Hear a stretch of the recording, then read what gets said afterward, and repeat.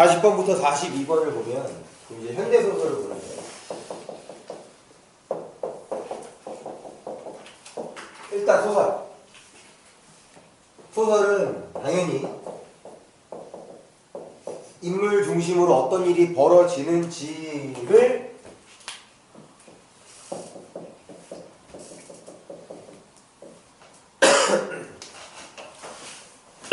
장면하는 거죠.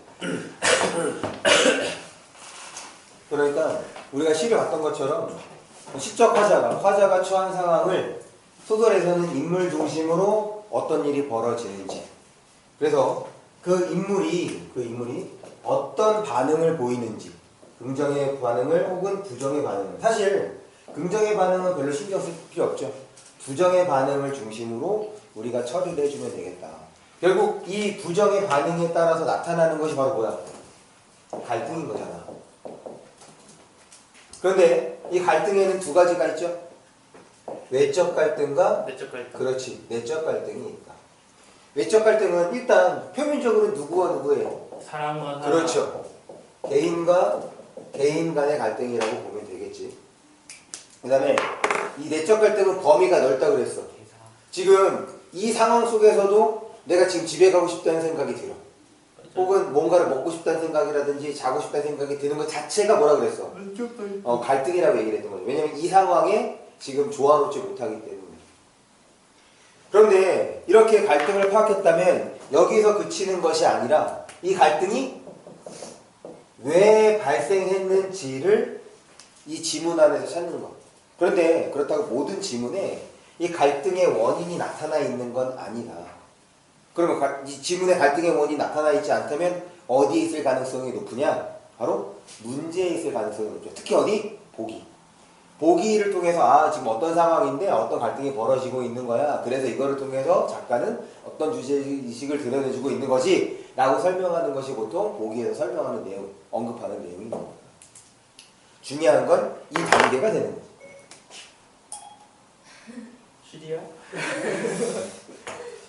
카메라가 아니죠? 네. 네, 카메라가 꺼진 줄 알았어. 가끔이에요. 그렇죠. 지금 민혁이 폰 아니라 2학년에서도 이제 아이폰 갖고 있는 친구가 꼭 내 목소리에 반응을 하더라고. 흔한. 그럼요. 노멀한, 평범한. 정수.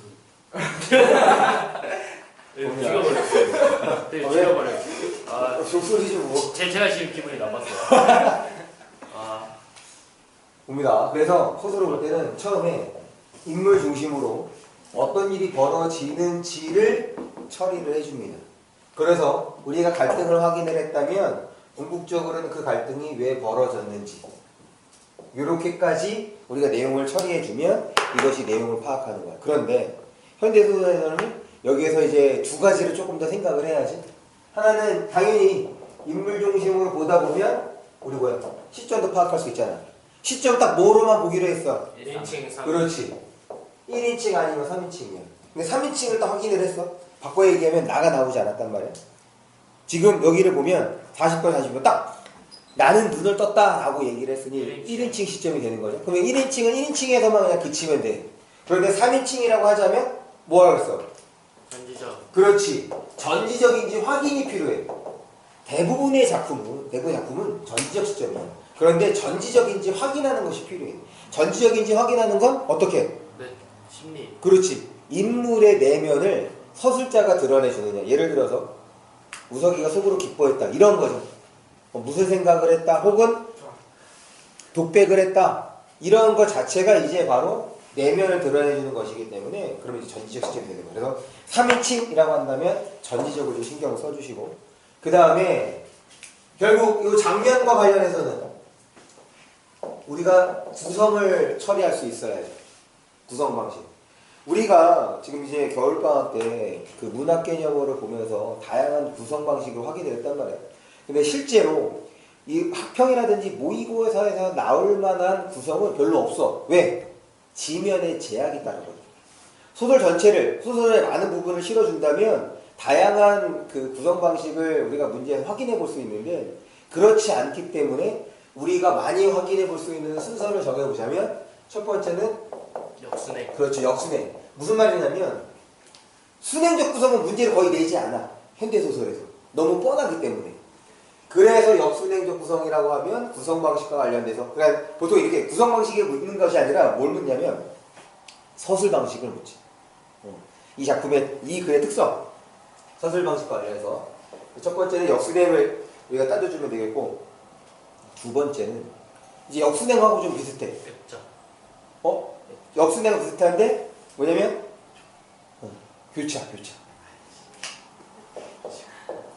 교차적 구성. 그럴 때 역순행을 취하는 이유를 따져봐야 돼. 우리가 소설에서 역순행적 구성을 취하는 이유는 이유가 있겠죠. 맞아, 이유가 있는 거야. 그거를 맞아. 그걸 뭐라고 이제 표현을 하냐면 개연성입니다. 지금 왜 그 일이 벌어졌는지를 과거를 통해서 보여주는 거야. 과거에 이런 일이 있었기 때문에 지금 이런 일이 벌어지는 거야 라고 하기 위해서 역순행적 구성을 취하는 거라고. 그러니까 개연성을 높이는 측면입니다. 그러니까 사실은 이제 동일한 사건이니까 큰 틀에서는 동일한 사건이라고 볼 수가 있지. 반면에 이제 교차는 이렇게 되는 거잖아. 그러면 이 사건 하나와 이 사건 하나가 있어야 되는 거지. 그래서 교차적 구성은 두 개의 사건이 어떻게 A, B, A의 형태로.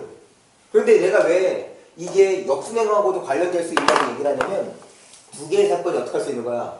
A가 과거의 사건, B가 현재의 사건, A가 과거의 사건이라고 하면 역순행이잖아.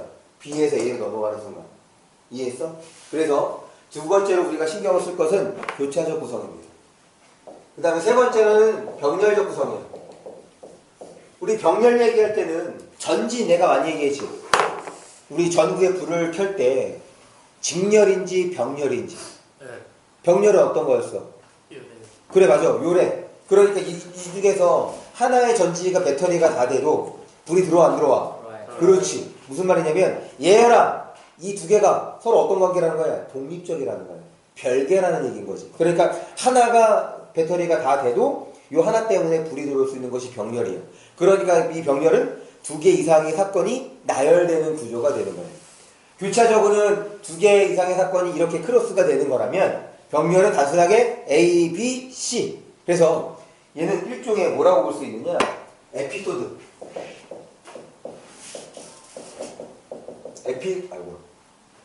소스. 에피소드. 소도. 이거 졸 쉬어갈 타이밍이 아니, 불리신 것 같은데. 아니야. 그러니까요. 에피소드의 나열로 볼 수가 있겠다. 그 다음에 좀 드물긴 하지만 이제 뭐로 나올 수 있냐면 아까 얘기했던 X자식 구성.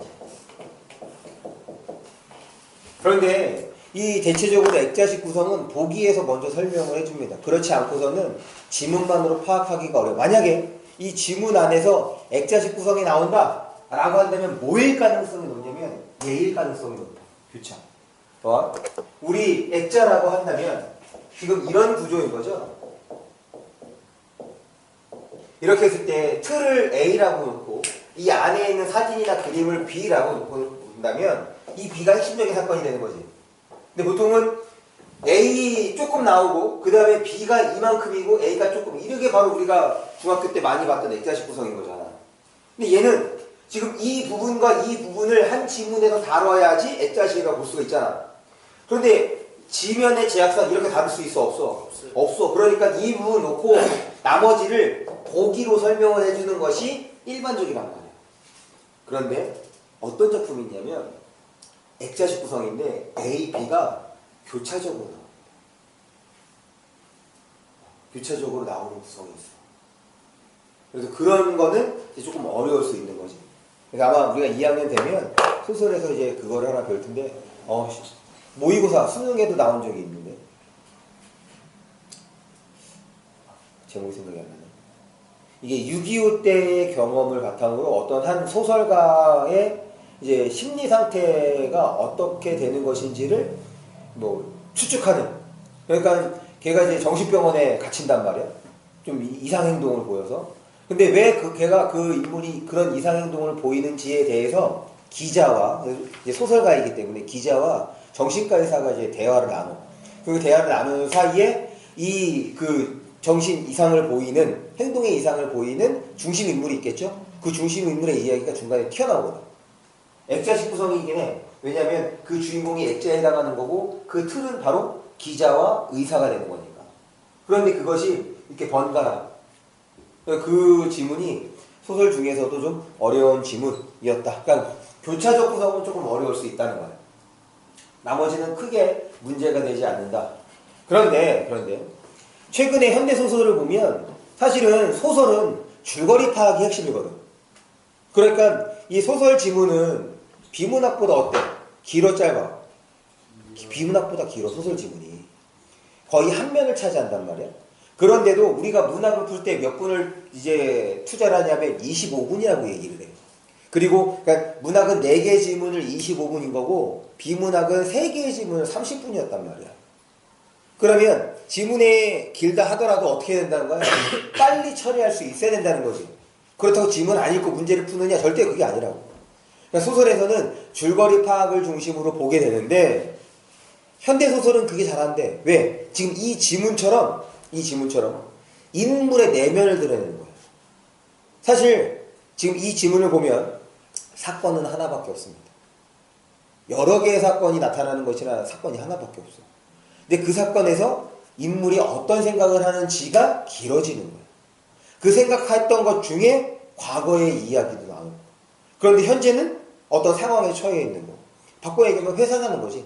이 상황과 관련된 무언가를 떠올리는 건데 그 떠올리는 것을 통해서 지금의 이 상황에 어떤 의미가 띄는지가 이제 나오게 되는 거예요. 얘는 다 읽을 수밖에 없어. 그러니까 이렇게 문제가 나오면, 즉 현대소설에서 인물의 내면을 중심으로 문제가 나오면 얘는 시간을 잡아먹는 것뿐 아니라 어려운 문제가 돼버려요. 마치 뭐와 비슷한 거냐면 시와 비슷한 겁니다. 인물의 내면이 나오기 때문에 결국에는 뭐겠어? 내면이라고 하는 것은 반응이잖아. 어떤 인물이나 어떤 상황이나 어떤 대상에 대한 반응을 지금 길게 시는 압축된 표현으로 드러내는 거라면 소설은 길게 드러내는 거야. 얘는 다 읽어야 돼. 이 지문이 그렇습니다. 그래서 최근에 나오는 현대소설이 좀 어렵다라는 느낌은 이 지문에서 받아볼 수 있다는 거. 그러니까 사건은 단순하다. 사건은 단순하지만 그 사건과 혹은 그 상황과 관련된 인물의 내면이 길게 서술이 돼. 그래서 그거를 적절히 처리해 줄 수 있어야 되는 거고, 그 중간중간에 또 뭐가 나오냐면 과거의 사건이 나와. 그러니까 또 어떤 게 과거인 거고 현재 벌어지는 일이 어떤 것인지도 뭐 할 수 있어야 돼? 구분할 수 있어야 돼. 이게 회상이기 때문에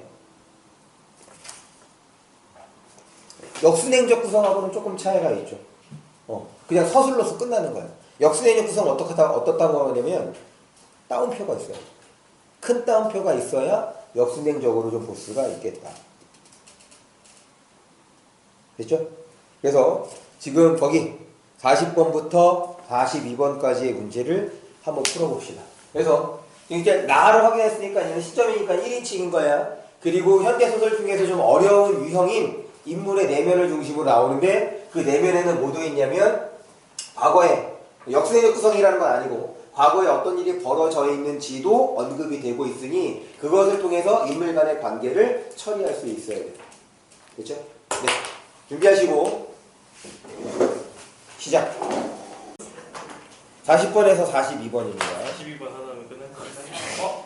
쌤 이거 저 다 맞은 거였어요? 네. 아, 이 지문은 어. 사건이 딱 하나죠.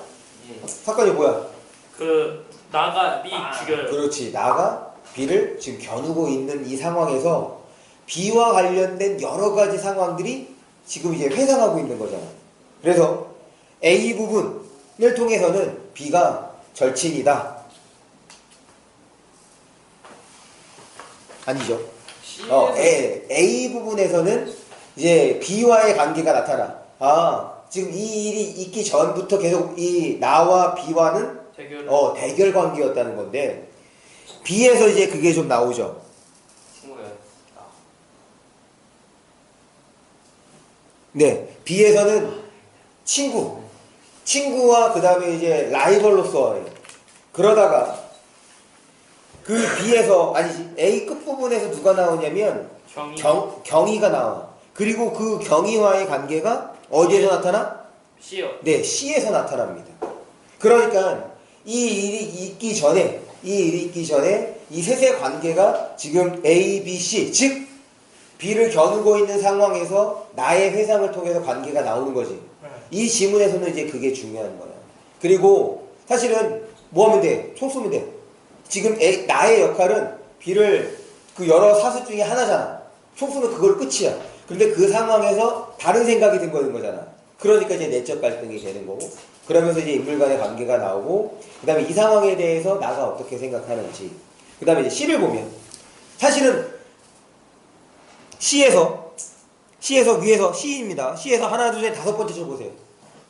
사변이라는 말에다가 동그라미 치고 별표해줘. 사변이라는 말에 동그라미 별표. 우리 문학에서 사변, 그러니까 현대문학에서 사변이라고 말하는 사건은 하나밖에 없어. 6.25 전쟁. 6.25 전쟁이네, 6.25 전쟁. 그러니까 사실 총 쏘고 있는 게 지금 그거 아니고서는 6.25밖에 없잖아. 그러니까 그 독립운동 그때 물론 이제 뭐 봉오동력 이런 거 있었으니까 그때 말고는 우리나라에서 총을 들 수 있는 거는 전쟁밖에 없단 말이야. 그래서 C에서 분명해진 거죠. 사변이라는 말을 통해서 배경이 6.25다. 그러면 6.25이기 때문에 지금 B가 이렇게 지금 이제 서 있는 거잖아? 지금 이제 사살당하기 직전인 거잖아? 그럼 얘 뭐 때문에 사살당하는 거냐? 간첩.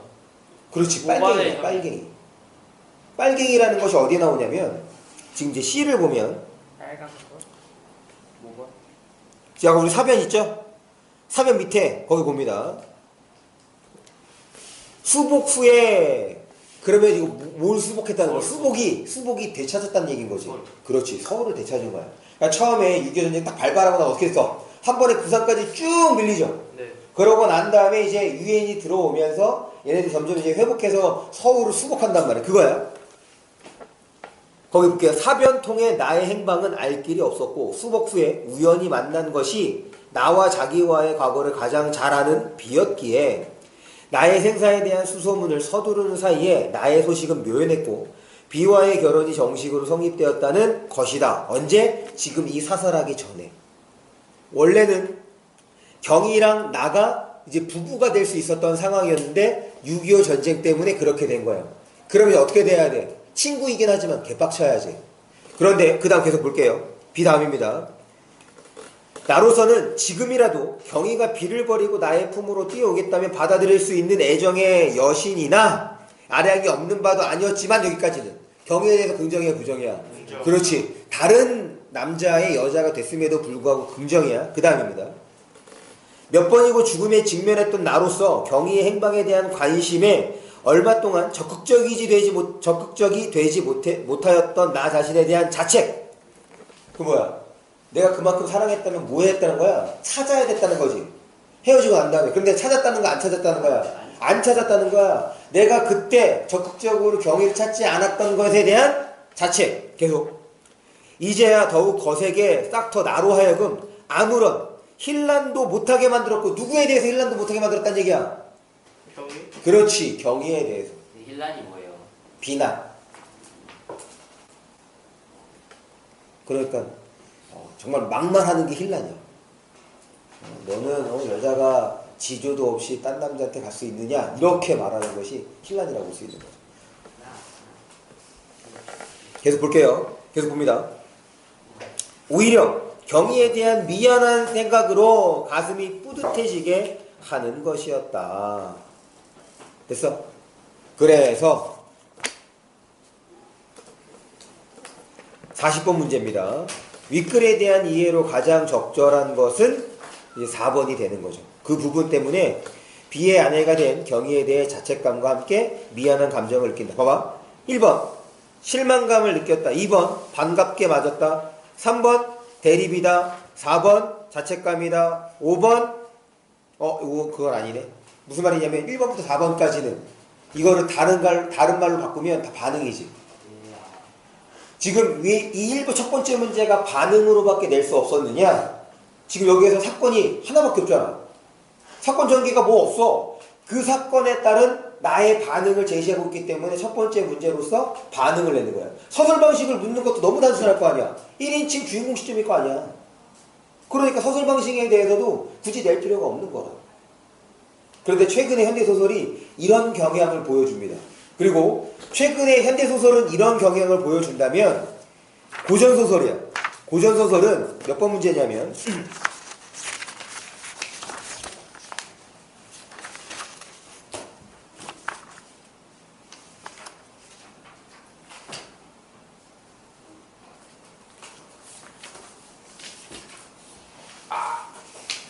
나왔어 분명히. 32번이에요.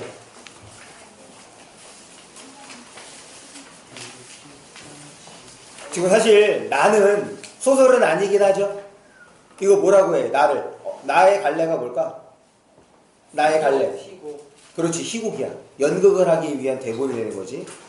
그래서 최근의 소설 문제는, 그러니까 그 고전 소설의 문제는 32번처럼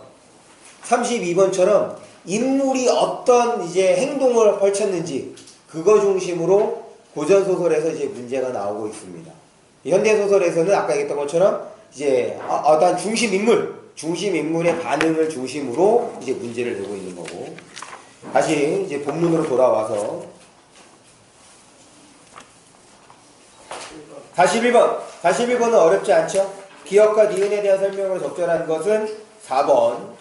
그 다음에 이제 42번이 문제가 되는데 42번의 틀린 선택지가 3번이야. 3번 보면 3번.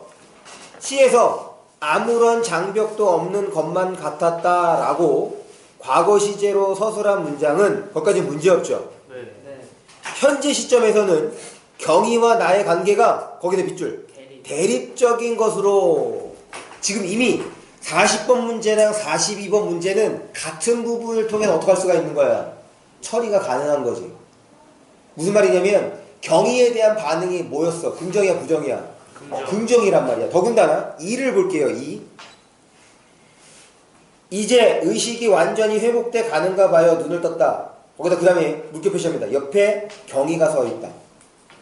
그런데 그 다음 내용을 보면 실제 경희야? 아니요. 아니야. 그러니까 이제 마음속에 계속 누구 생각하고 있었다는 거야? 경희 생각. 경희. 그러니까 다시 42번의 3번 선택지를 봅니다. 경희와 나의 관계가 대립적인 것으로 절대로 변한 게 아니라는 거죠. 그래서 42번의 답은 3번. 그럴 때 지금 42번의 문제를 보면 결국에는 얘는 지금 3번 선택지가 보기에 나오는 내용 반, 그 다음에 본문, 지문에 나오는 내용 반으로 구성이 된 거잖아. 네. 그럴 때 뭐가 틀린 거야? 보기의 내용이 틀린 거야? 본문의 내용이 틀린 거야? 본문의 내용이 틀린 거죠. 네. 최근에는 이런 문제를 많이 내고 있다. 예전에는 보기를 통해서 유추가 가능하게끔 문제를 냈단 말이야. 그래서 보기 문제가 사실 문학에서는 어렵지 않았거든. 그래서 점점 문학 문제는 어떻게 되고 있느냐? 비문학처럼 논리적인 사고를 요구한단 말이지. 그럴 때 많이 활용하는 것이 뭐냐면 본문의 내용을 활용하는 거예요. 지금 이 3번 선택지처럼 본문이 틀리게끔 설정이 되는 거라고. 그러니까 지금 이렇게 인물의 내면을 중심으로 서술이 되면 처음부터 끝까지 제대로 안 읽을 수가 없어. 문제가 어렵다기보다는 딱 이 문제는, 이 지문은 시간을 잡아먹는 지문이에요. 오히려 앞에 있는 지문이 길긴 하지만 그 고전소설과 희곡이 같이 들어있는 지문을 보게 된다면 이것보다 큰 고민 없이 여러분들이 문제를 풀 수 있을 겁니다. 그 차이라고 좀 생각해 주시면 돼요. 그래서 지금 최근에 문학에서 어려워지고 있는 거는 소설과 관련되는 부분이고, 그 소설 문제가 어렵다고 하면 이 지문처럼 내면 서술이 주를 이룰 때, 그러니까 특별한 사건의 전개가 나타나지 않을 때 현대소설 문제가 조금 어렵고, 그런 측면에서 고전소설은 그냥 줄거리 중심으로 여러분들이 파악해 주시면 됩니다. 그렇죠? 그래서 오늘은 지금 이 조금 어려운 지문, 전체적으로 어려운 문항이기는 하지만 3학년 문제를 통해서 독서를 다시 한번 어떻게 접근할지, 사실 긴 지문 빼고 나머지 지문들은 우리가 그동안 해왔던 대로 해오면 돼. 그렇기 때문에 일부러 지금 긴 지문을 설명한 겁니다. 그리고 그 문제 중에서 어려운 문제도 얘기를 했죠. 36번 문제. 아마 36번 문제를 풀 때, 물론 이게 1차, 사설 모의고사 1차이기 때문에 그렇게 어려운 건 아니야. 아까 얘기했던 것처럼 3학년이 문제를 풀긴 했으나 고2 수준이었기 때문에 그 36번의 문제도 여러분들이 지문을 통해서 충분히 해결할 수가 있습니다. 그런데 회차가 진행될수록 그것이 우리 수학에서 문제가 긴 문제 있지. 그것처럼 이제 바뀌어오고 있어. 그래서 그런 문제는 나중에는 풀더라도 일단 지금은 시간 안에 내가 문제를 푸는 연습을 한다. 그런다면 어떡하자? 선택적으로 접근을 하자. 버리든 풀든.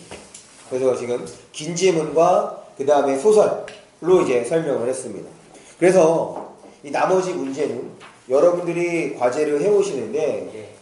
지금 다음 주에는 이제 저기로 옮겨서 새로운 공간에서 새로운 마음가짐으로 이제 준비를 할 테니 더군다나 여기에 실린 문학 작품들은 다 중요 작품들입니다. 여기에 실린 문학 작품들은. 그래서 꼭 비문학은 여러분들 뭐 풀어도 좋고 안 풀어도 좋아요. 문학만큼은 나머지 문제들을 꼭 풀어주시는데 왜 그러냐면 다음 주 숙지 시험에는 여기에서 문학 문제만큼은 꼭 주간 테스트에 집어넣겠습니다. 알겠습니다. 아시겠죠? 그러니까 공부를 좀 하자는 얘기인 거야. 예. 그렇게 해서 우리 과제물과 함께 지금 여기에 있는 문제도 풀어주시면 되는데 얘는 시간을 재지 말고 풀어주시면 되겠다.